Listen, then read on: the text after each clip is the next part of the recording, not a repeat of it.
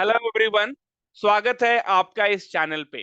Friends, क्या आपको पता है कि एसबीआई पीओ की सैलरी 70,000 पर मंथ ना होके 1,23,000 रुपए पर मंथ होती है।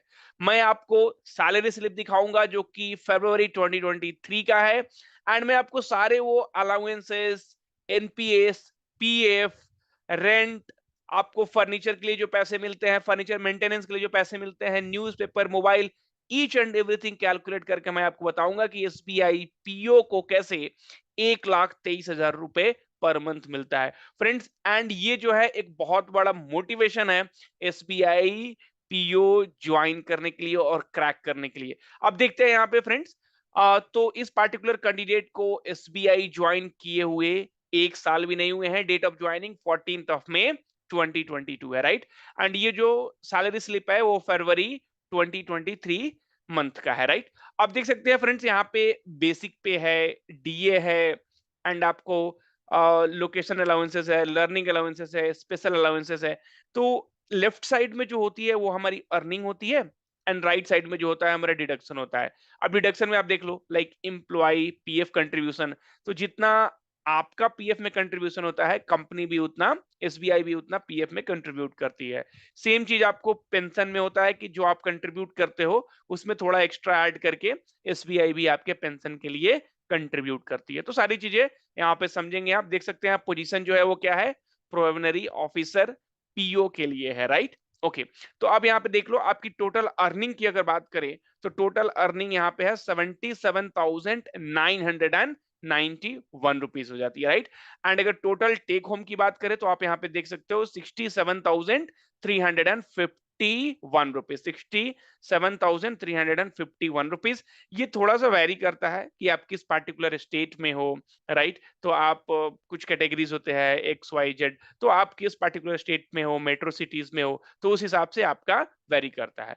एंड फ्रेंड्स, आपका जो ये पीएफ कंट्रीब्यूशन, आपका जो पेंशन कंट्रीब्यूशन वगैरह जो होता है वो बेसिक पे पे निकाला जाता है। तो बेसिक पे काफी इंपॉर्टेंट होता है, क्योंकि आपके जो भी कैलकुलेशंस होते हैं, टीए डीए, वो सारे कैलकुलेशंस आपको बेसिक पे ही निकाले जाते हैं। अब से जो एक एसबीआई पीओ जो है 1,23,000 रुपए पर मंथ कमाता है, तो आपको एसबीआई पीओ के लिए जरूर एग्जाम्स आपको लिखना चाहिए, एंड आपको अपना 100% देना चाहिए।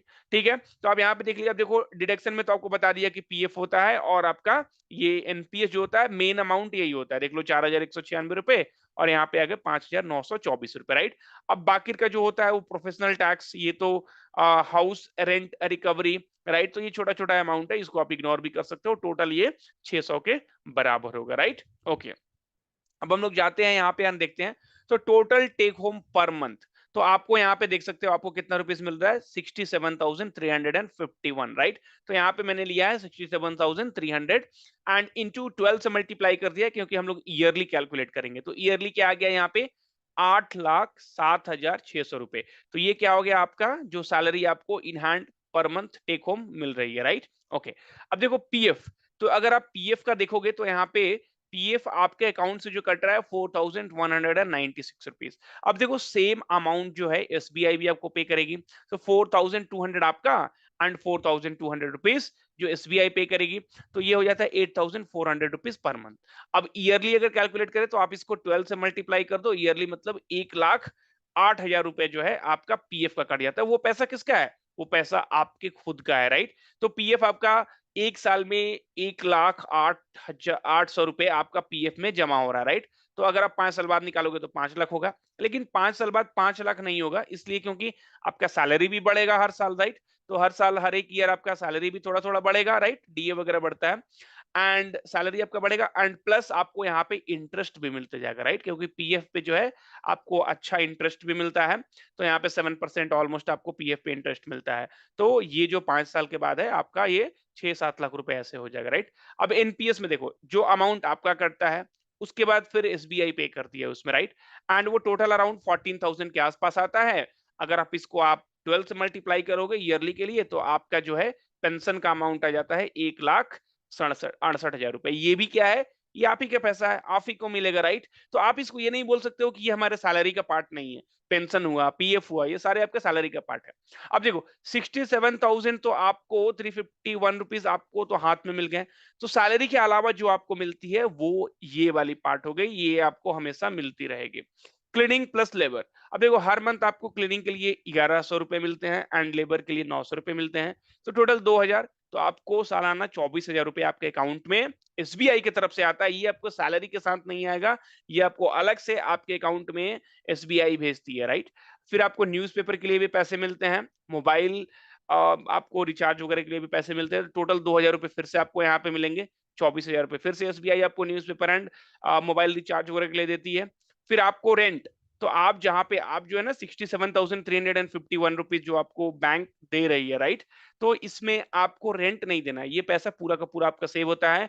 रेंट के लिए आपको बैंक अलग से पैसे देती है, फिर ये डिपेंड करता है कि आप कौन से सिटी में हो, उस हिसाब से आपको रेंट मिलता है। जैसे आप बैंगलोर वगैरह में हो, तो आपको यहाँ पे 20,000 प्लस मिलता है रेंट, ओके? क्योंकि यहाँ पे ये क्या है मेट्रो सिटी है एंड यहाँ पे रेंट ज़्यादा है। तो रेंट हो गया 18,000 रुपए मान के चलो, तो इंटू 12 आपको यहाँ पे आ गया 2,16,000 रुपए। देखिए, ये जो है अगर एसबीआई आपको नहीं देती, तो यहाँ से आपका माइनस हो जाता, राइट? तो यहाँ से आपका माइनस हो जाता, समझ रहे हो ना? तो आपको ये नहीं कहना है कि हाँ, ये आपके सैलरी का पार्ट नहीं है, ये बेसिकली आपका सैलरी ही है। फिर furniture maintenance and furniture buying के लिए 2 चीज़ें होती है। तो आपको फर्नीचर मेंटेनेंस के लिए आपको 14,000 रुपए ईयरली मिलता है, मतलब मान के चलो कि आपको 1100-1200 रुपए पर मंथ मिलेगा। एंड फिर यूटिलिटी प्लस पेस्ट कंट्रोल वगैरह के लिए मिलता है आपको 5500 रुपए पर मंथ, तो टोटल 66,000 हुआ पर ईयर, ओके? एंड फिर आपको मोबाइल, एंटरटेनमेंट, फिर फर्नीचर वगैरह खरीदने के लिए ये सब मिला के आपको 58,000 रुपए पर ईयर मिलता है।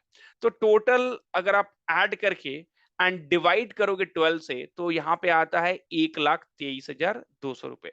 मतलब एक एसबीआई पीओ का जो सैलरी है पर मंथ, देखो आपको 1,23,000 रुपए सपोज दैट एसबीआई ने दे दिया। अब आप क्या करोगे? आप उसमें से कुछ आप पीएफ में डाल दो, कुछ एनपीएस में डाल दो, फिर आप क्लीनर रख रहे हो, लेबर रख रहे हो, न्यूज़पेपर यूज़ कर रहे हो, मोबाइल यूज़ कर रहे हो, रेंट रह रहे हो, फर्नीचर खरीद रहे हो, फर्नीचर मेंटेन कर रहे हो, यूटिलिटी, पेस्ट कंट्रोल, तो ये सारी जो सुविधाएँ हैं बैंक आपको देती है।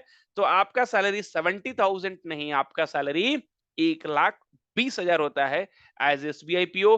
एंड फ्रेंड्स मैं ये समझता हूँ कि ये जो सैलरी है, आपको ज़रूर से मोटिवेट करेगी एसबीआई पीओ क्रैक करने के लिए and to become a SBI PO. Thank you, take care. And अगर आपको किसी और बैंक की सैलरी चाहिए या फिर क्लर्क ग्रेड की सैलरी चाहिए, तो आप कमेंट में डालना, तो मैं वो सैलरी स्लिप भी आपके सामने रखूँगा एंड आपको बताऊँगा कि हाँ, आपको बैंक की तरफ से किस तरह का अलाउंसेस एंड क्या आपको पीओ किसी और बैंक के लिए या फिर किसी और बैंक के क्लर्क के लिए क्या आपको इन हैंड एंड अलाउंसेस वगैरह मिलेंगे। Thank you, take care. And अगर आप इस चैनल पे नए हो तो चैनल को सब्सक्राइब कर दो, ताकि इस तरह के जो वीडियोस है ना आपको समय समय पे मिलते रहें एंड आपको सबसे पहले मिले। Thank you, take care, all the very best. And यहाँ पे मैं बैंकिंग का प्रिपरेशन भी करवाऊंगा। Thank you.